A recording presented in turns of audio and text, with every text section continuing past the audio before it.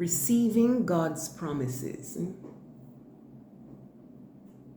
2 Corinthians chapter 1 verse 20 in the New International Version says, "For no matter how many promises God has made, they are yes in Christ, and so through him the Amen is spoken by us to the glory of God."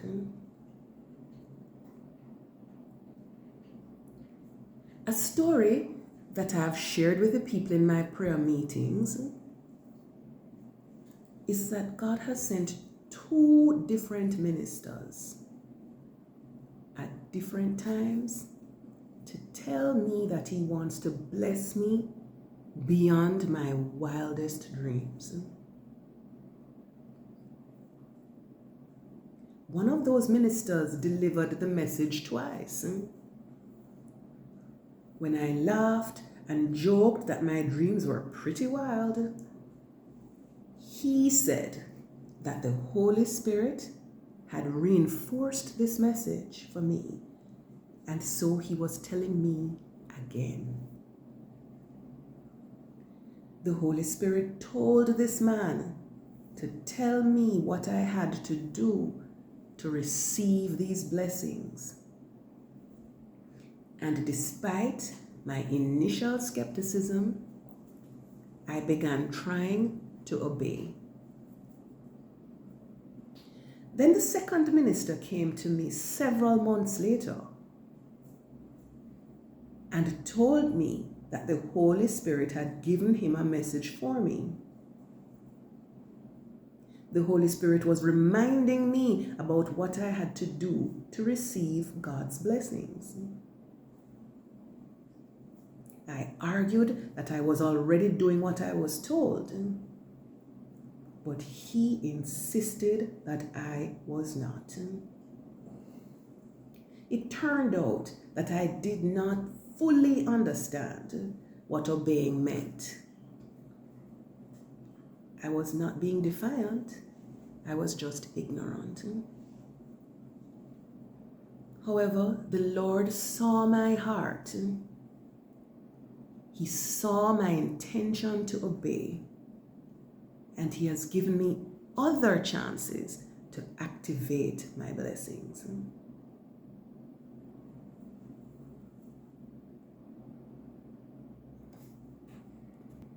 That will be beyond my wildest dreams. In time, I've learned more about God and how to obey him. I have held on to that promise to bless me beyond my wildest dreams. I keep looking for those blessings because I have no doubt at all that they will happen for me. I know that whatever it is that God chooses to give to me will make me happy beyond anything that I can imagine now. I know that these blessings may not be the list of accomplishments that I have dreamed of all my life, but I know beyond anything that God's will for me will delight me beyond my wildest dreams.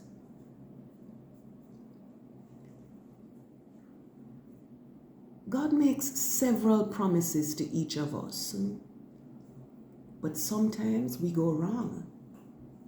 And so God cannot bless us, since he's righteous and cannot condone any sin in us.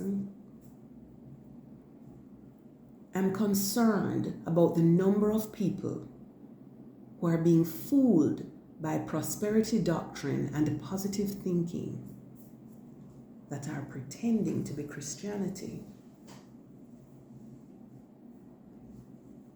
Some people would try to teach you to treat God as an ATM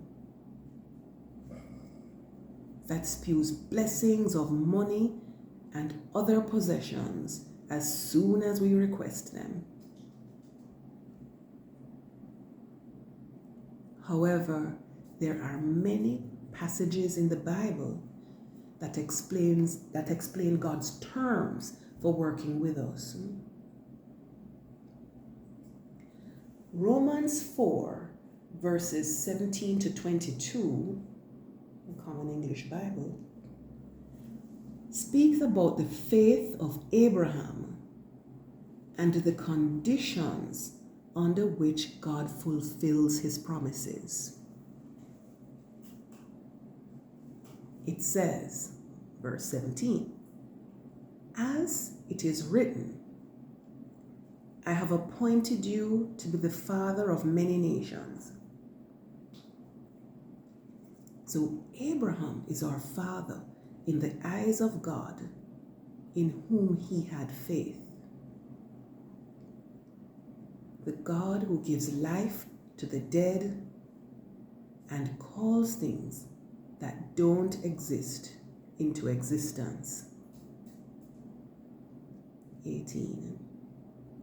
When it was beyond hope, he had faith in the hope that he would become the father of many nations, in keeping with the promise that God spoke to him. That's how many descendants you will have. 19. Without losing faith, Abraham, who was nearly 100 years old, took into account his own body, which was as good as dead, and Sarah's womb, which was dead. 20. He didn't hesitate with a lack of faith in God's promise, but he grew strong in faith and gave glory to God. 21. He was fully convinced that God was able to do what he promised. 22. Therefore, it was credited to him as righteousness. The redeemed Christian Church of God, in their house fellowship manual, explain that the promises God makes show his desire for the person to whom the promise has been made, and the direction in which that person should go toward receiving that promise.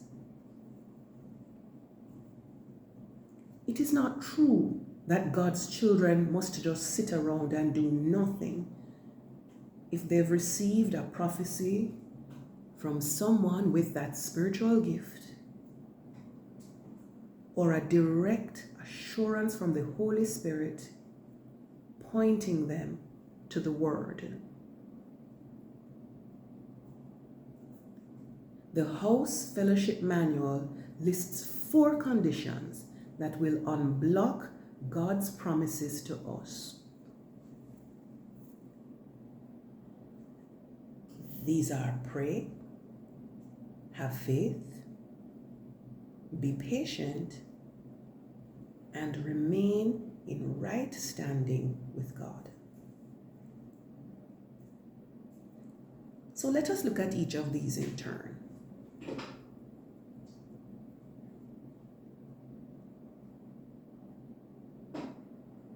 Pray. There are many verses in the Bible that speak about the power of prayer. Matthew 7:7, the New International Version, says, "Ask and it will be given to you. Seek and you will find. Knock and the door will be opened to you." Multiple sources interpret this asking seeking and knocking as praying. Mark 11 verse 24 in the New International Version openly states, "Therefore I tell you, whatever you ask for in prayer, believe that you have received it and it will be yours." Further clear evidence about the power of prayer is found in John 14, verses 13 to 14.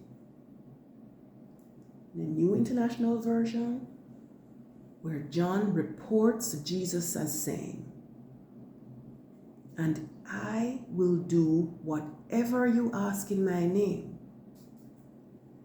so that the Father may be glorified in the Son." 14. "You may ask me for anything in my name, and I will do it." So, it is obvious then that the first stage in opening the way for God's promises to be fulfilled is to speak with Him about the matter. Through prayer, you will develop your relationship with God and so understand His will for your life and the direction in which He wants you to go.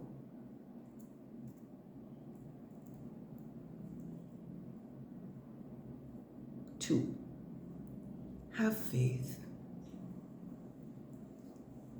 And without faith, it is impossible to please God,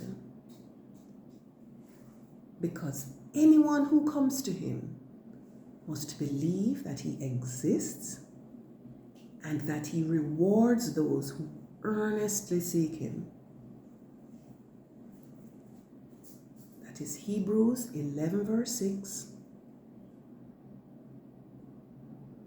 in the NIV.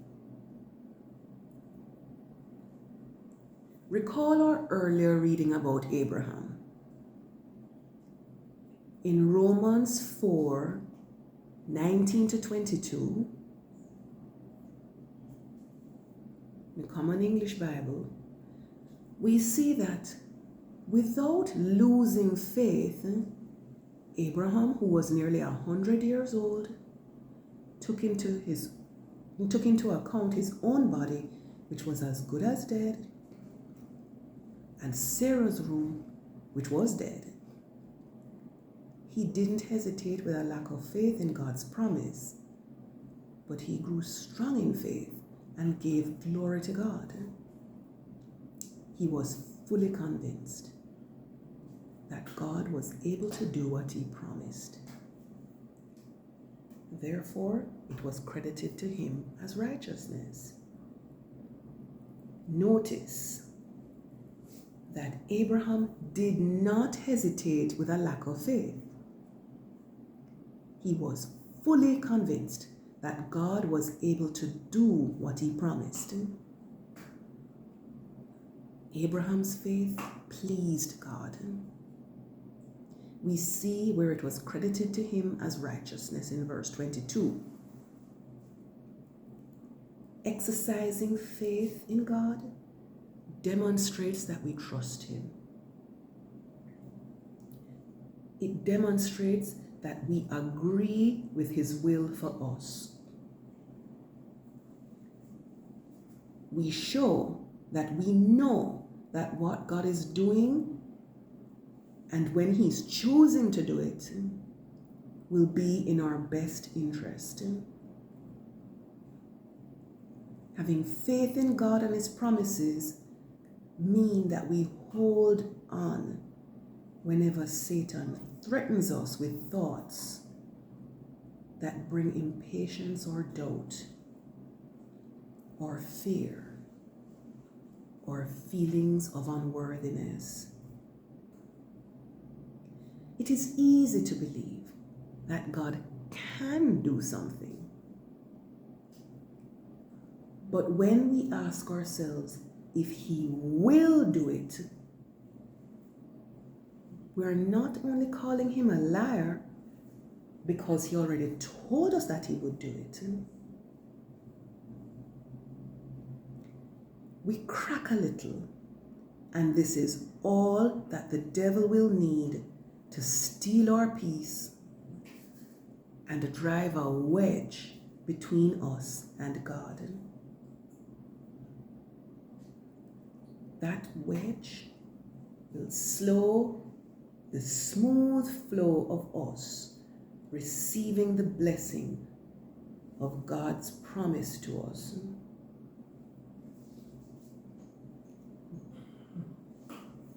Doubt shows God our lack of faith.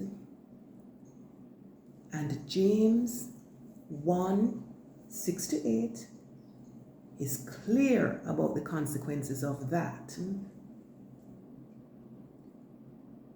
But when you ask, you must believe and not doubt, because the one who doubts is like a wave of the sea, blown and tossed by the wind.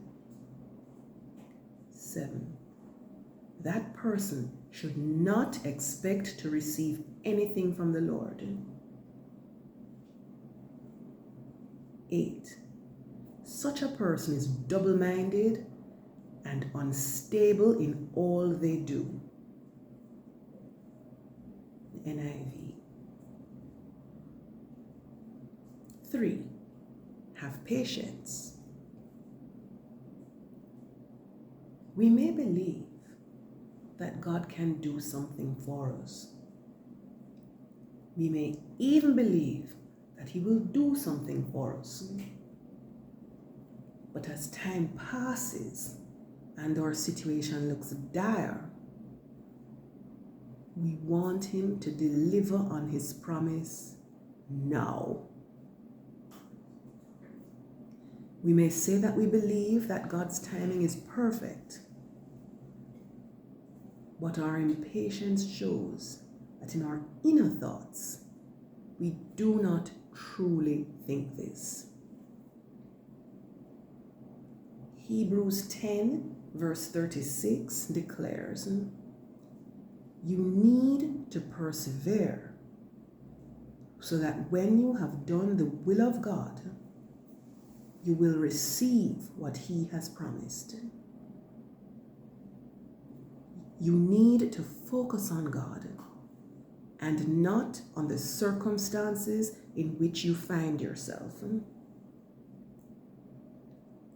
You are to avoid doubting God's word. You should avoid unbelief. You are not to be anxious, to worry, to be impatient, or grumble that God is not fulfilling his promise to you. The cost to you of doubting and being impatient can be great. If you read the story of what happened to the Israelites, because they treated God with contempt by testing him, even after he promised them the land, it is clear that having an attitude of impatience is a very big deal with God. We read in Numbers 14, verses 26-38. The Lord said to Moses and Aaron, 27, how long will this wicked community grumble against me? I have heard the complaints of these grumbling Israelites. 28. So tell them As surely as I live, declares the Lord, I will do to you the very thing I heard you say. 29. In this wilderness, your bodies will fall. Every one of you 20 years old or more, who was counted in the census, and who has grumbled against me. Verse 30. Not one of you will enter the land I swore with uplifted hand to make your home, except Caleb, son of Jephunneh,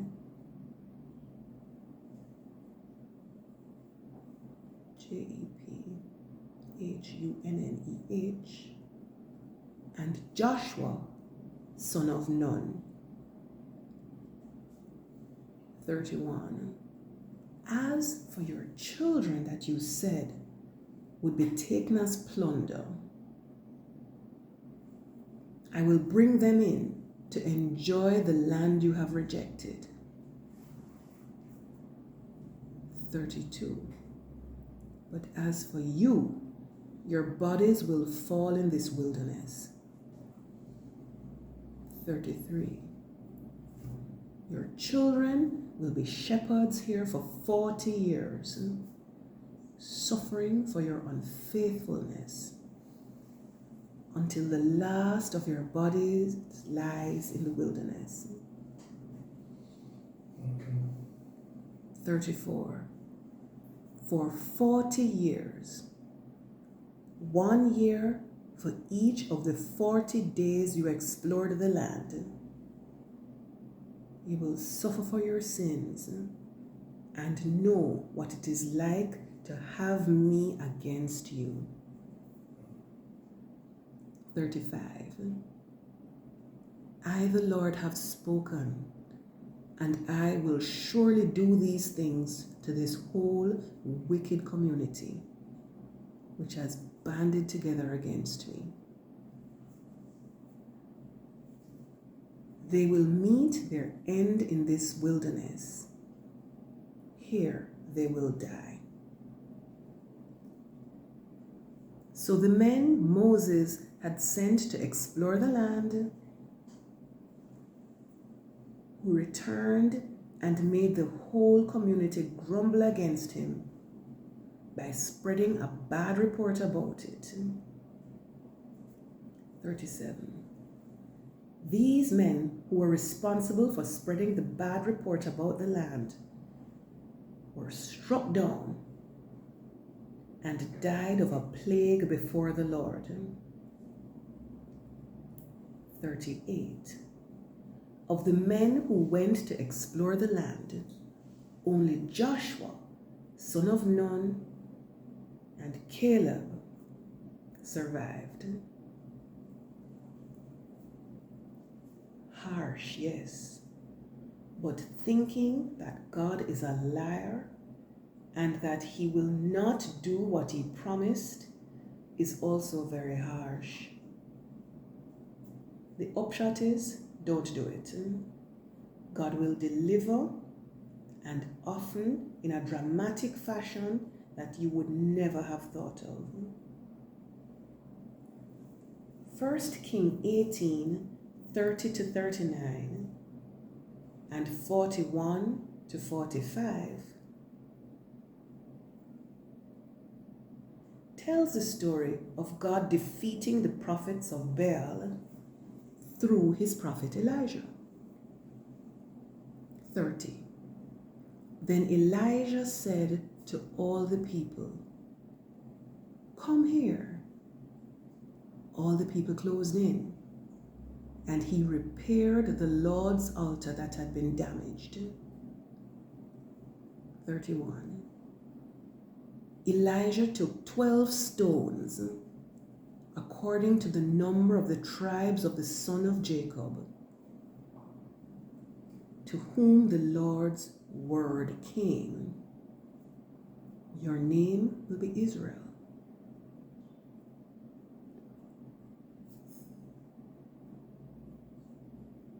32. He built the stones into an altar in the Lord's name.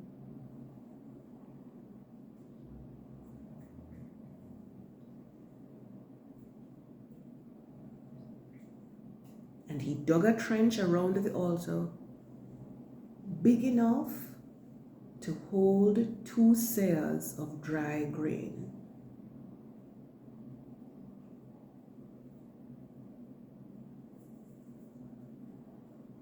(33) He put the wood in order,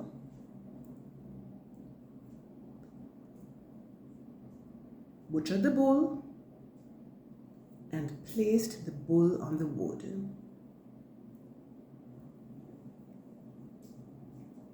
Fill 4 jars with water and pour it on the sacrifice and on the wood, he commanded.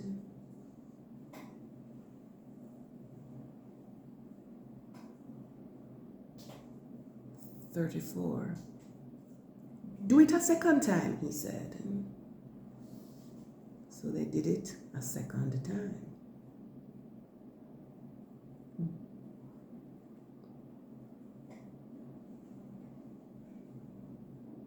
Do it a third time. And so they did it a third time.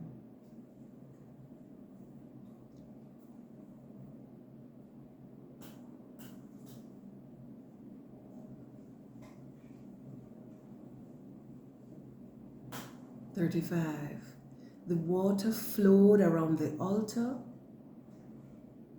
and even the trench filled with water.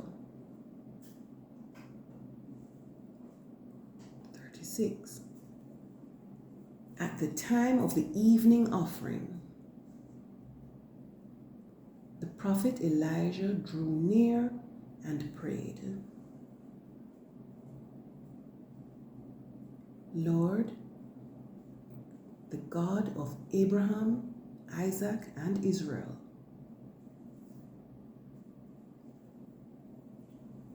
let it be known today that you are God in Israel, and that I am your servant. I have done all these things at your instructions. 37. Answer me, Lord. Answer me so that this people will know that you, Lord, are the real God, and you can change their hearts.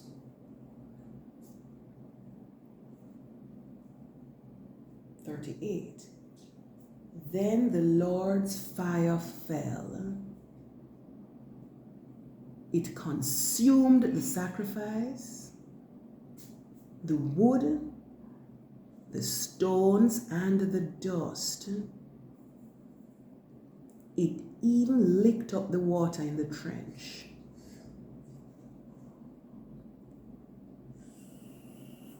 39. All the people saw this and fell on their faces. The Lord is the real God. The Lord is the real God, they exclaimed. 41. Elijah then said to Ahab, get up, celebrate with food and drink, because I hear the sound of a rainstorm coming. 42. So Ahab got up to celebrate with food and drink. But Elijah went up to the top of Mount Carmel. He bowed down to the ground and put his face between his knees.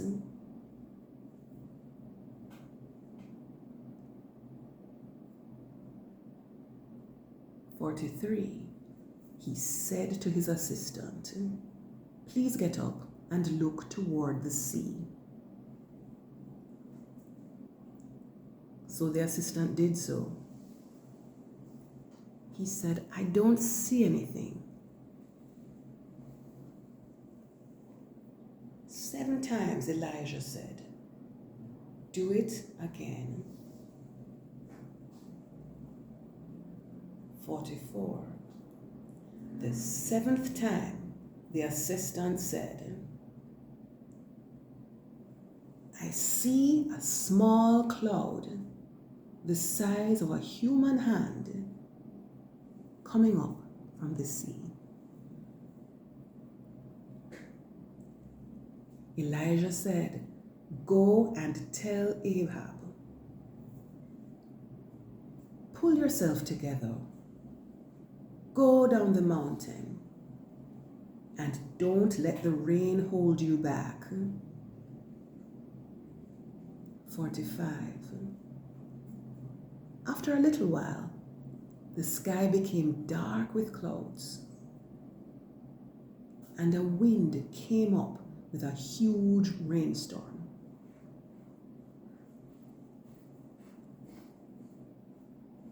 Ahab was already riding on his way to Jezreel.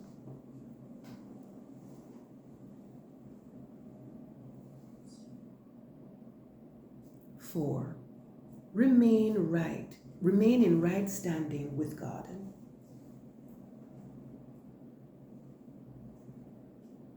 God will not reward wrongdoing. If you see people doing bad things and apparently succeeding, trust me, it's not God who is helping them. And they will not succeed forever.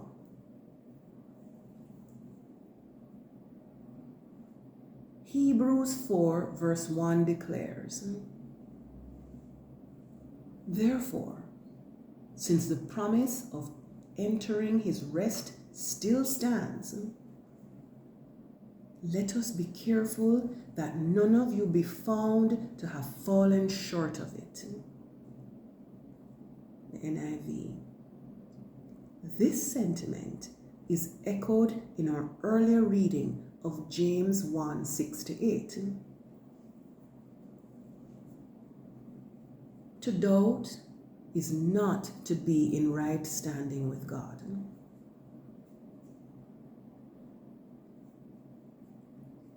However, one of the most dramatic shows of how God turns his face from us because he hates when he sins against him is the story of Ananias and Sapphira that is told in Acts chapter 5.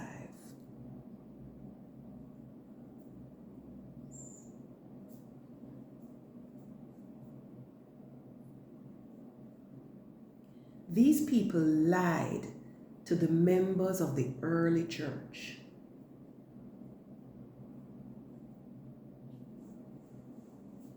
They tried to get the admiration of the church by claiming to have donated all the money earned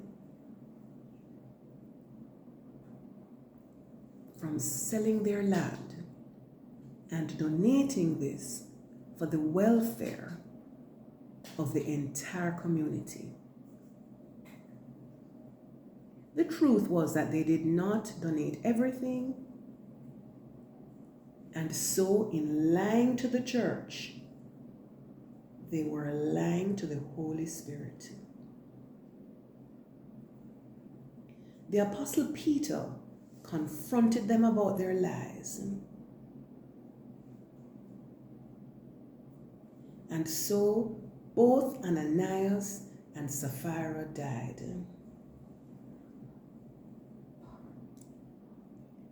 So in closing, we quote the words in a Redeemer Church blog. God's promises aren't automated. They're activated. So pray, have faith, be patient, and remain in the will of God for your life, and you will be delighted by the blessings that He will rain down on you